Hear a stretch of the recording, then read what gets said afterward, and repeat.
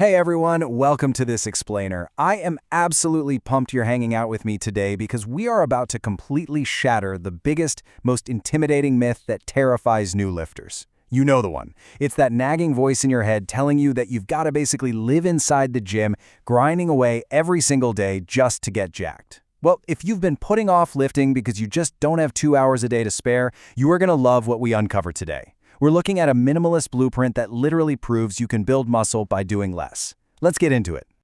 Okay, let's dive right into this. Look at this crazy contrast we've got here. On one side, we have Guy 1. He's training 6 days a week, spending 2 hours a day grinding away. He's totally exhausted all the time, and yet he's seeing absolutely zero progress. Sound familiar to anyone?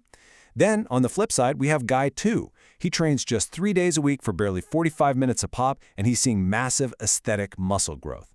Now, I know what you're thinking. How is that even possible? It feels like more days and more exercises should equal more progress, right? But what if the obsession with doing more is the exact thing keeping you stuck? I want to ask you a very direct question right now, especially if you're a bit new to the gym and feeling a little lost. Think about your last workout. Let's say the chest press. You maybe did 4, 5, or even 6 sets. Out of all those sets, how many were truly, undeniably hard? The kind of hard where you genuinely weren't sure if that last rep was actually going to go up. Be honest with yourself. It was probably just 1 set. Maybe 2 if you were feeling crazy. The rest of it, honestly, that was just theater. You were moving weight, you got sweaty, you got a pump, and your brain totally tricked you into feeling productive. But the reality? Your muscles barely even noticed you were there. That right there brings us to part 1 of our breakdown, the volume trap, and exactly why doing more is actually keeping you small. And this brilliantly illustrates the problem. Toxic influencer culture constantly pushes this completely false narrative that if your workout is under an hour, you didn't even train. We get bombarded by these super complex programs made by guys using, let's just say, artificial enhancements. But saying that spending 2 hours in the gym automatically builds more muscle is like saying the longer you sit in a library, the smarter you become. Think about it. If you're sitting in a library for 6 hours just staring at a wall or mindlessly scrolling on your phone, you're going to learn absolutely nothing. The gym is exactly the same. Time spent in a building does not equal results. Focus and effort do. Now, being tired feels highly productive, for sure, but tiredness is completely different from actual muscular stimulation. And this is where 90% of people, especially beginners, get it totally wrong. Volume has basically become a cozy comfort zone. It's just so much easier to casually spread your effort out across 5 super comfortable, easy sets, just to get a little tired and call it a day. But to actually trigger muscle growth, you have to completely bypass getting tired and aim directly for getting stimulated. So, if volume isn't the magic ticket, what is? Let's move on to part 2, the true language of muscle, which is pure intensity. Now, what's really interesting about this slide is, well, consider me your personal coach for a second, because I'm about to teach you the absolute physiological truth of how your body actually works. Intensity is a signal. Think of it as a biological alarm bell that's strong enough to put your body in a situation where it literally has no other choice but to grow. You see, fundamentally, your body is incredibly lazy. It doesn't want to change. It wants to stay exactly as it is, as small and efficient as possible, just to survive. It sounds crazy, but your body literally views muscle growth as an active threat. Building new muscle requires massive amounts of energy. It demands heavy oxygen. It burns through precious protein. To your primal survival brain, carrying around all that extra muscle means you need way more food to survive, which is a huge liability if a famine hits. So unless you give your body a terrifyingly good, absolutely undeniable reason, it will flat out refuse to build muscle. So, how do we force its hand? It comes down to the number 3. The magic muscle-building growth zone only happens in the very last 2 to 3 grinding, ugly reps of a set. I'm talking about the reps where your tempo slows down to an absolute crawl and your face contorts into expressions you would never ever post on Instagram. That is where growth actually happens. Everything before those final few reps, that's just the commute to get to the actual work. 3 brutal limit-pushing sets send a vastly louder signal to grow than 5 comfortable ones ever could. All right, let's take all of this and put it into practice. Part 3, your superhero schedule. The ultimate minimalist 3-day plan. I know true intensity sounds pretty intimidating, but let's relieve that gym anxiety right now. Because you only need a few extremely hard sets, you do not need to live in the gym. Here is your brand new, highly effective workout split. Monday is upper body. Wednesday is lower body. Friday is upper body again, maybe with a slightly different focus. The absolutely vital takeaway here is the blank space between those days.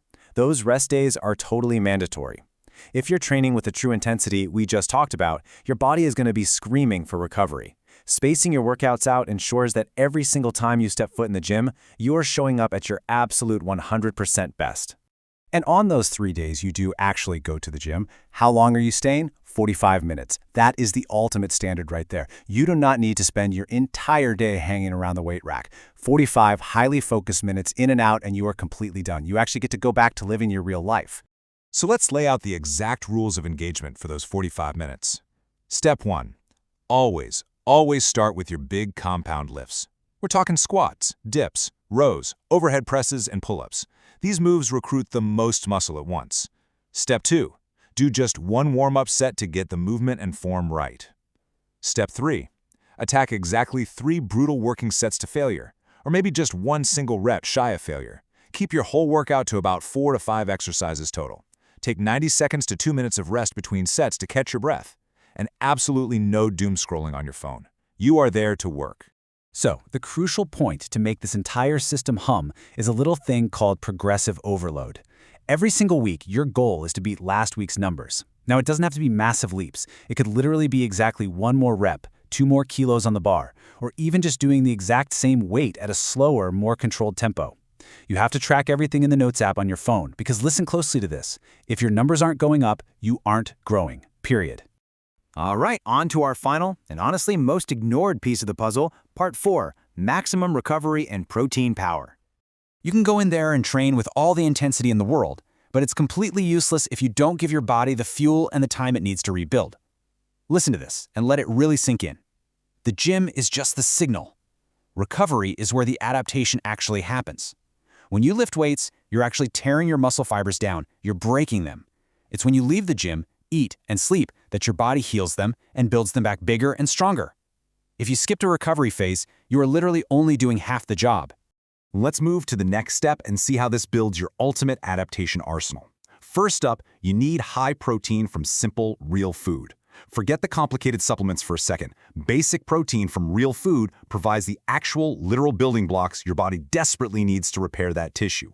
Next, aim for 7 to 8 hours of sleep. Finally, try to hit about 10,000 easy daily steps. Walking burns calories, speeds up your recovery without stressing your central nervous system, and the best part, it requires 0 complicated cardio plans. Now, let's pause on that sleep aspect for a quick second, because the timing matters just as much as the duration. Sleeping from 10 p.m. to 6 a.m. is going to beat sleeping from 1 a.m. to 9 a.m. every single time. It just aligns perfectly with your body's natural circadian rhythm. Getting to bed earlier optimizes the massive release of natural growth hormones that do all the heavy lifting of repairing your muscles while you're passed out. Go to bed early and literally let your body do the hardest work for you. All right, we've covered a ton today. The brutal truth about junk volume, the absolute magic of pure intensity, and the undeniable power of simple, focused recovery and protein. So I'll leave you with this one final question to chew on. Are you ready to finally ditch that exhausting 6-day grind? Start resting properly and actually force your body to grow? The Minimalist Blueprint is right in front of you. Now, it's totally up to you to execute it. Thanks so much for joining me on this explainer. Get out there, train smart, and I'll see you next time.